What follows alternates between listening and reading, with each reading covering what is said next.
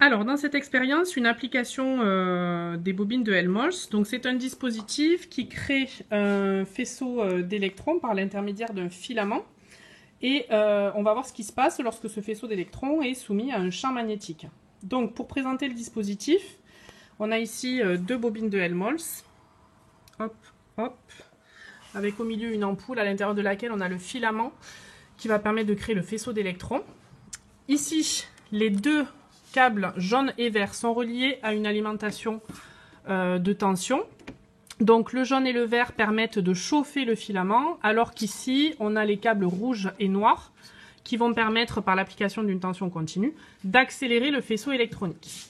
Donc pour le moment on voit peu de choses, on doit voir un petit, ici là, un petit faisceau vert. Par contre, dès qu'on alimente les bobines de Helmholtz par un générateur de courant. Voilà. Donc on va augmenter la valeur du courant et on va voir apparaître, voilà, l'ellipse. Alors on ne peut pas trop bien la voir sur la vidéo, mais en fait ça se voit quand même très bien réellement. Alors pourquoi une ellipse? Parce qu'en fait, le fait d'appliquer un courant aux bobines de Helmholtz va créer un champ magnétique uniforme au centre des deux bobines. Et sous l'effet de ce champ magnétique, les électrons vont donc être déviés sous cette forme-là. Et donc notre œil à nous, il est placé selon l'axe OZ, de sorte à ce qu'on soit donc dans l'axe de l'ellipsoïde.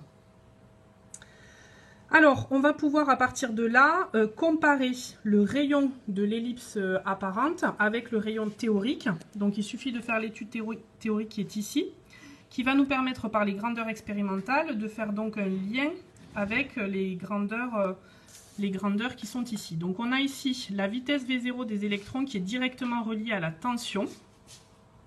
Donc la tension électrique, c'est celle qui est appliquée ici, donc 236 volts.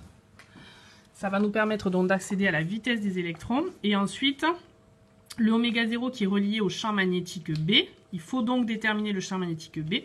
Et la notice du dispositif nous donne directement le coefficient de proportionnalité qui existe entre B et l'intensité appliquée aux bobines, qui ici est de 1,35 ampères.